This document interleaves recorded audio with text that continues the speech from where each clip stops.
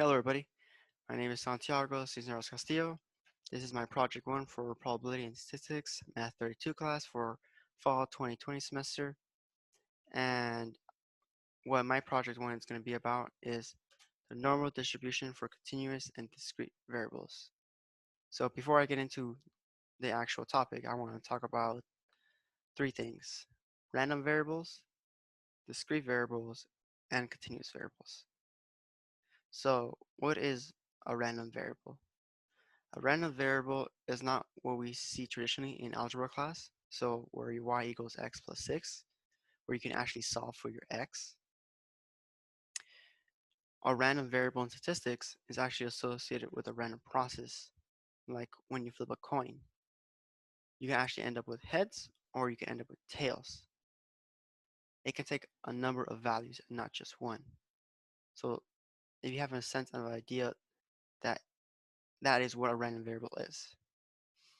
So how does this relate to continuous and discrete variables? So a continuous variable is a variable that has a range within a certain value. So let's take example of a person's height. So my height is 5 foot 6 inches. Now is it exactly 5 foot 6 inches?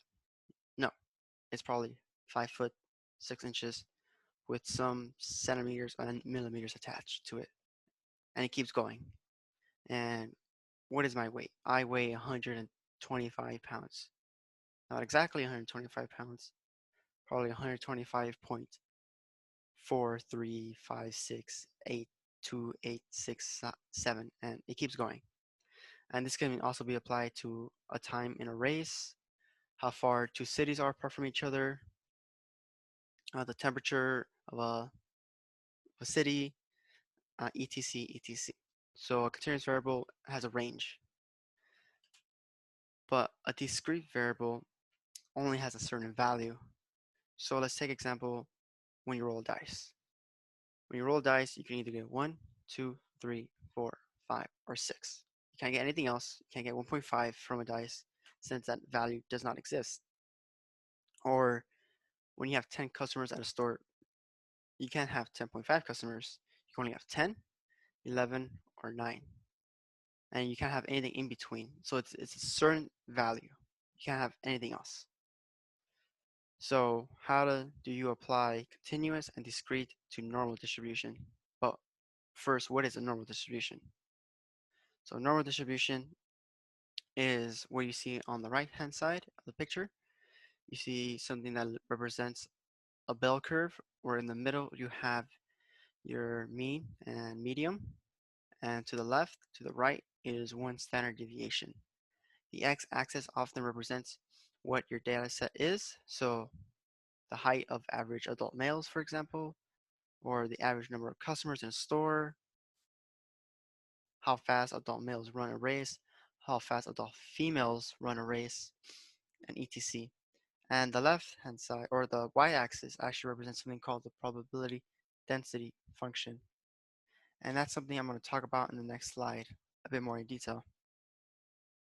So, what is probability density function?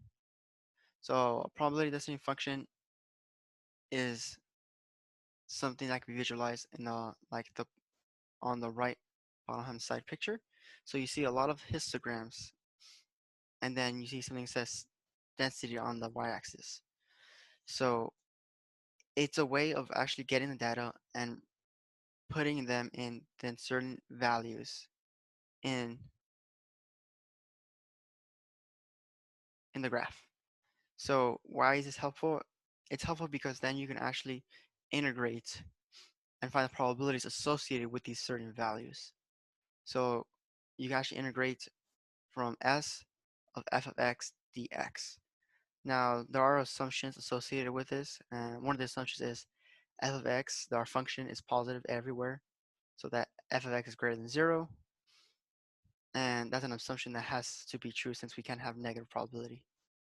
So now I'm going to give an example of a discrete normal distribution.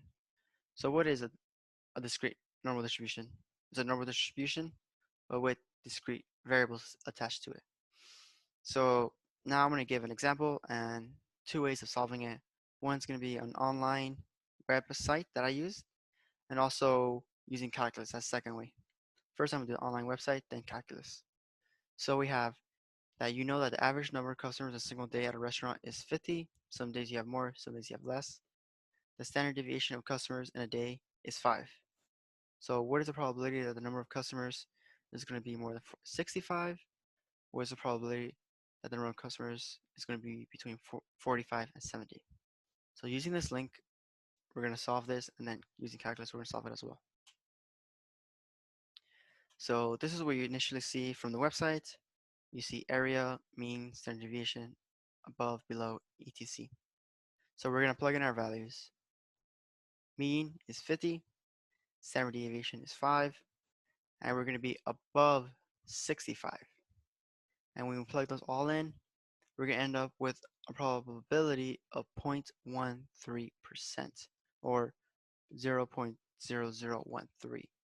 And if you take a look at the picture on the very right hand side, you can see a small little grayish area, and that's the probability that you're going to be above 65. So now for the second part of the question, when you're going to be between 45 and 70 customers. So now we go between 45, we put in 70, and then we end up with this one. We actually end up with a probability of 84.13% that you're going to be between that probability. That's a high chance, which means you're most likely going to be in there. Maybe you will, maybe you won't.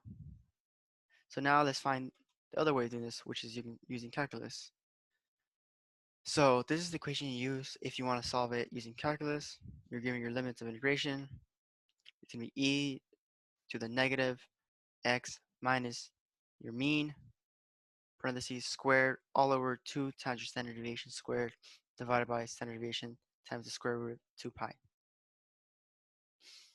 So you plug in your values. You would go for example, for the first part of the problem, you would go for a is equal to 65, b would equal a very large number, something like 200, and then you would plug in e to the negative x minus your 50, and parentheses squared, divided by 2 times 5 raised to the second power, divided by 5 times the square root of 2 pi. Then you integrate, and then you eventually end up with the same number you did if you did it with online tool. So now we're going to give an example of a continuous normal distribution. So to do a continuous normal distribution, it's just a normal distribution with continuous variables. So like a time in the race. So the average time for adult males in a 5K is 24 minutes, and the standard deviation is 3 minutes. So the curve will look like something to the right. Given that the mean is 24, the standard deviation is 3, I want to know between 21 minutes and 27 minutes, what is the probability that I'm going to land between that? And the probability is actually going to be 68.27%. So why is this important? Why are discrete and normal distributions important to the real world? So the reason they're important is because they can be visually represented very easily. And this can be a pretty big advantage since it can be communicated easily and everybody can understand and appreciate nice looking detailed graphs that convey the information very nicely. And not only that, but it can also predict like future outcomes, and it can actually influence people's decisions and could then influence policy decisions. So that's what I think, and I think that's very important for your data to be easily understood and not be overwhelming at all. And I want to thank everybody for taking a listen, and have a nice day. And last thing but not least, these are my references.